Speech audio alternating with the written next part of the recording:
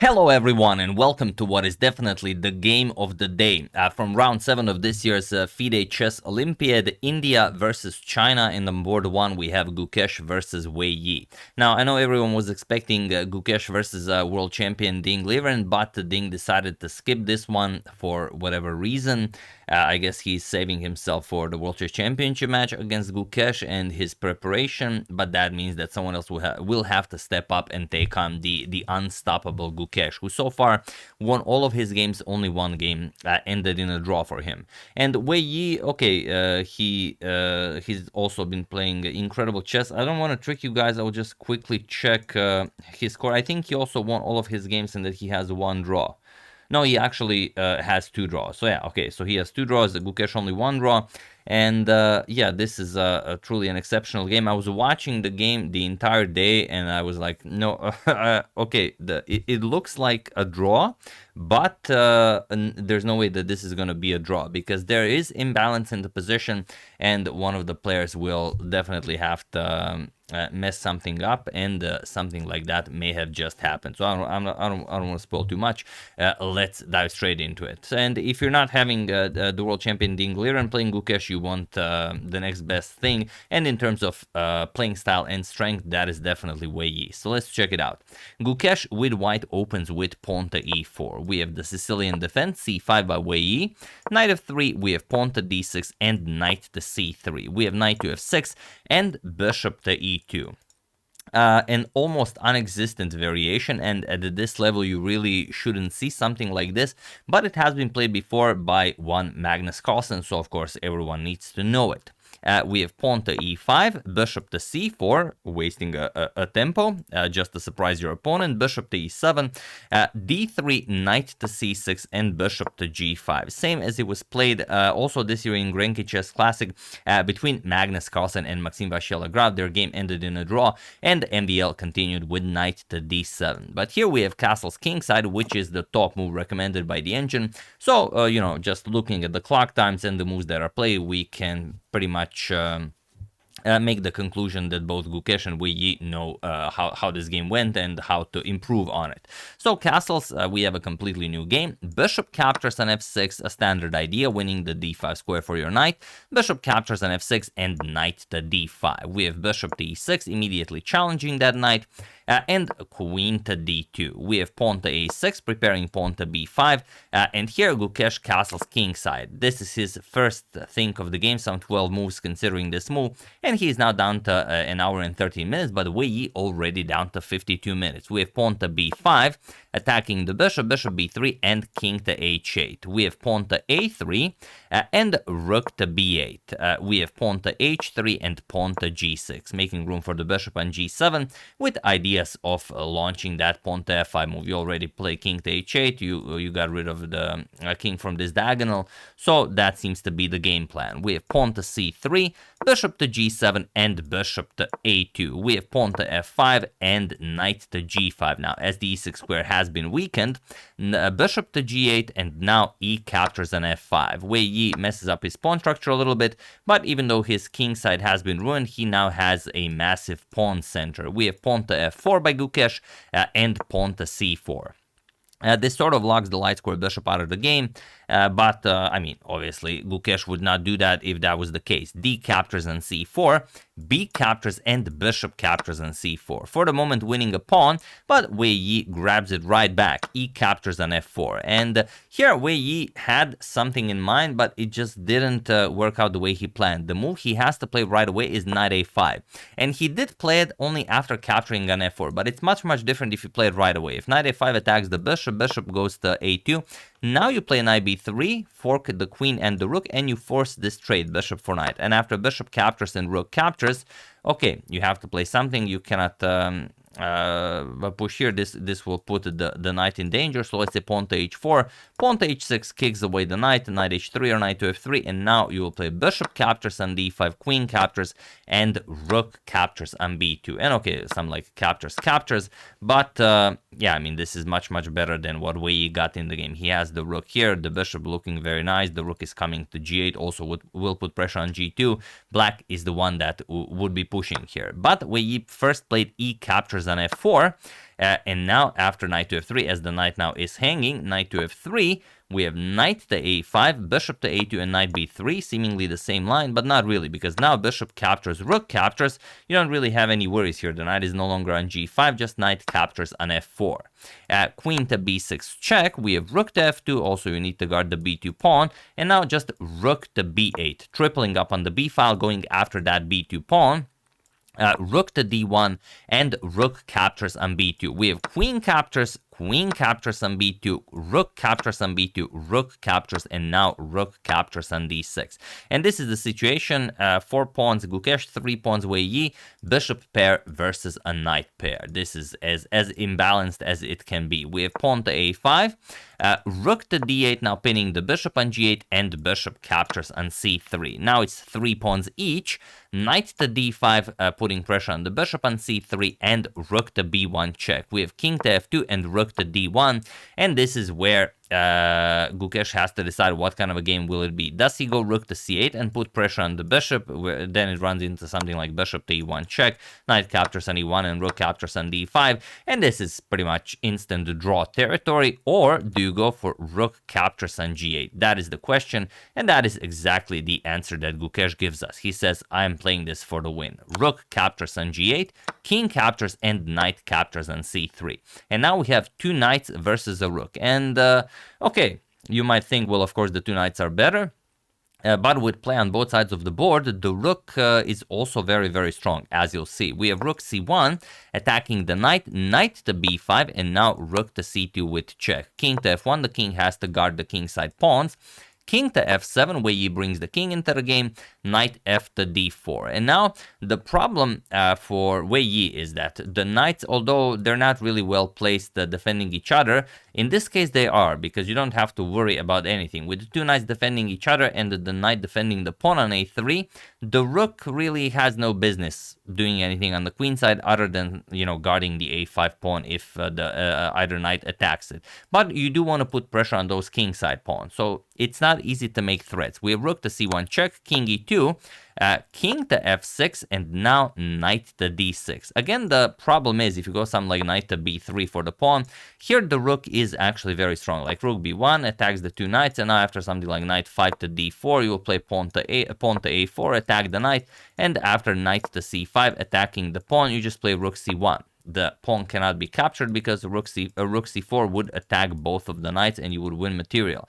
And if something like knight to d7 with check, you would just get perhaps a perpetual 95 check, king f6, 97 check, and so on and so on. So here, knight to d6, going after the f5 pawn, we have rook to c3, now going after the a3 pawn, and just knight 6 back to b5, defending the pawn on a3. We have rook back to c1, king to e3, and rook to g1, going after Gukesh's g2 pawn, king f2, and rook back to c1. So as you can see, it's not easy to make threats with knights, as the rook is a most powerful piece. We have knight to e2 attacking the rook, rook to b1, and knight b back to knight b back to c3. We have rook to b3, and now pawn to a4. Okay, the pawn has advanced, but still it will be nicely defended by the knight here. We have king to e5, Wei Yi makes progress with his king, pawn to g3. We have rook to b6, and king to e3. We have rook to b4, and now we have king to d3. Pawn to h6, we have king to e3, and rook to b3. Just pinning the knight, king to d3, and rook to b4. So not much to be done here. The rook can't really make any threats. Wei Yi can only wait and see if Gukesh will try something with the knights. We have knight to g1, rook back to b8, and now knight to f3 check. Going after the king, we have king to f6, and now knight to d4. We have rook to d8, putting pressure on the knight, also pinning it. King to e3, and now rook back to c8. We have king to d3, rook to d8, and knight to e2. Rook to b8, and knight to f4. We have rook to b1, and here we have knight to d5 with check, king to e5, and knight to c3. Not allowing any rook to d1 check ideas. So rook to h1, and now knight to f3 with check, king to d6, and pawn to h4. So you don't have to worry about the weakness on h3. Rook to h3 going after the g3 pawn, and knight to e2 defending. We have pawn to f4, trying to well mess up the pawn structure. Either knight captures and then you will be able to capture on g3, or this pawn captures and then you gobble up the knight on f3. So how do you play this? Well, knight f to g1. You attack the rook, rook to h1, and now g captures on f4. We have rook captures on h4, knight to f3 attacks the rook, and rook to h1. We have pawn to f5. Now Gukesh has the two knights and he will try to escort the pawn up the board, but Wei Yi also has the outside passed h pawn that he will try to advance. Pawn to h5. We have pawn to, first knight to c3, pawn to h4, and knight to e4 with check. We have king to d7, knight to e5 check, and king to d8. And here we have pawn to f6. And this is definitely the best way to play because there is only one move that Wei Yi can make not to lose this game. And it's not easy to spot why, as he missed it in the game. So just for fun, feel free to pause the video. What do you play here for Wei Yi not to lose this game?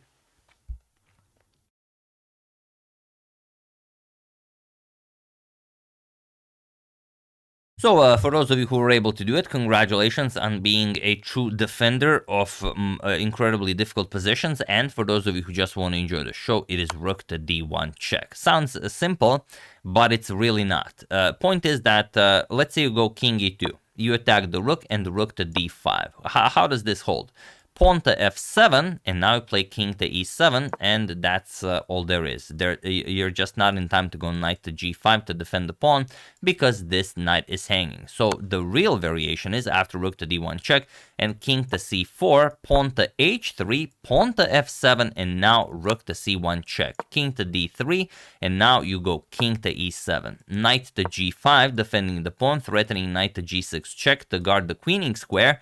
h2, knight to g6 check, king to d7, and you bring a queen into the game, but now black just queens, and it looks like, okay, you're getting checkmated, but you're really not. It's possible for black to defend this. Knight to e5 check, king to c7 only move, knight to e6 check, you have to go king to b7, only move that doesn't lose, queen to e7 check, king to a6, and now let's say queen to d6 check, king to a7, and that's it. Once queen d7 check lands, you will block with the queen, and after captures and captures, this is now a draw. So pretty difficult stuff, but after pawn to f6, Wei Yi didn't go for check first and then h3, he just played pawn to h3. And this is much, much different because now Gukesh plays pawn to f7, and you can see that both of them are around the 1 minute mark, so they have to play they don't have a lot of time to think. Pawn to f7, and now you don't have time for the same idea because, well, the pawn is already on f7. You're one square away from queening. So rook to f1, guarding the queening square this way, and now knight to g5, defending the knight, preparing knight g6 to just promote the pawn to victory, and also putting pressure on that h3 pawn. So pawn to h2, and now knight g to f3. Knight e to f3 is even more precise, but knight g to f3 gets the job done as well, although it's possible to make it really, really difficult. Here, king to e7 was played. The real move that makes it tricky is rook to d1 check. Again, the same move that Wei Yi missed the previous time. I'm going to show the variation because it's impossible.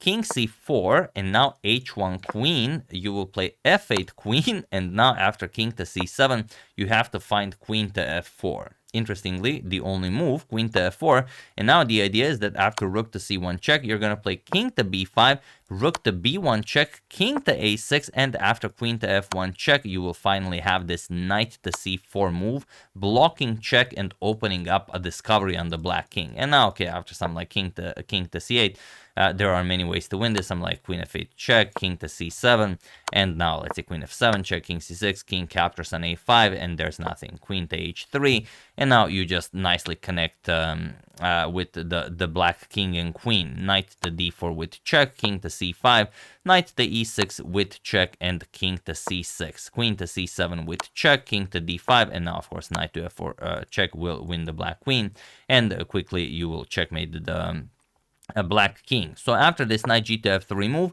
king to e7 was played, not the most resilient move, but not easy with 1 minute on the clock. Now Gukesh just captures on h2, and there is nothing more that Wei Yi can do. His rook is hanging, there's no way to go after the pawn. He goes rook a1, yes, he can win the a4 pawn, but it is far too late for that. Knight h to g4, we have rook to a3 with check, king to d2, and now rook captures on a4. Again, it's very instructive how to win if you just continue checking the white king. Look at this, king to c3, rook to a3 check, king to b2, and now you go rook to g3. You want to guard that g6 square. You're gonna play knight to h6, defend the pawn.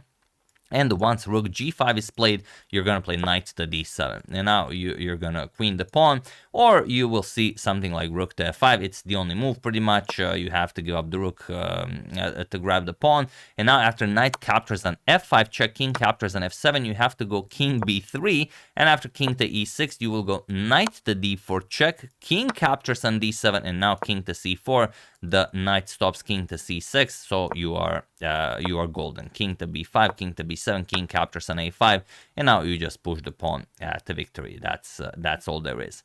So after king d2, rook captures on a4 was played, and now knight to h6, defending the pawn before delivering the final blow. Rook to a2 check, we have king to e3, rook to a3 check, king to e4, and it was in this position on move 80 that Wei Yi finally resigned the game, as there is nothing more to be done. As few more checks can be given, rook a4 check, and after king to f5, look at this, rook to a1, you will see knight to g6 check, and after the king moves, f8 queen, and after rook to f1 check, you have this beautiful knight to f4. This is actually the winning move, this knight to f4, because it prevents the rook from winning the queen. If you could give up the rook for the queen, you could draw the game, but this way you cannot, and of course Wei Yi saw that. So incredible stuff. I was watching the game, it lasted like for 6 hours, I don't know, and when I saw, you know, two knights versus the rook, and that Gukesh really was pushing hard, I thought, yeah, there's no way that Wei Yi holds. Something has to give, and something did give. Like, it's possible to defend, but you have to find unique move after unique move after unique move, and even a player like Wei Yi cannot do that against a player like Gukesh. I checked around I don't know, move 30, Gukesh was still playing with, it said like a 99.1% accuracy. So, I mean, just disgustingly strong. I mean, Magnus-esque, if you will. And also, I wanted to show you this. So this is Gukesh's score so far. Out of the 6 games that he played, 5 wins and only 1 draw to Richard Rapport. So he's absolutely crushing it. And here I also have the, let me just check if I have it here. I should have it. Yeah, there we go. These are the world top 20 or the world top 19. For some reason, I didn't get the top 20. So Gukesh won a lot of points here, as you can see, plus 16. He leaps over Alireza and Abdusattorov, and Gukesh is now new world number 5 on the live ratings. Only Arjun, Hikaru, Magnus, and Fabi ahead of him. So Gukesh now on 2780, less than 20 points away from reaching 2800. So incredible stuff. You know, India doing incredible. Almost 4 players, like Prague is number 11 in the world. So almost 4 players in the top 10. India is in a very good place, you know, altogether, but also in the Olympiad, as they have a perfect score after 7 rounds.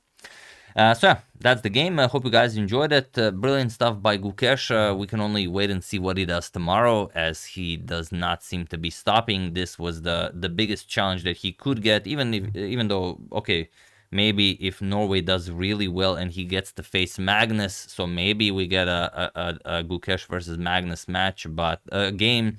But I don't see Norway getting up all the way to facing India. It could happen, so we might get that, but I think this was definitely not just the game of the round, but also maybe the game of the Olympiad. In terms of strength, there might be some sort of a crazy, you know, sacrifice game that we will call the game of the Olympiad, but in terms of strength, Gukesh versus Wei Yi, it was the game of the Olympiad.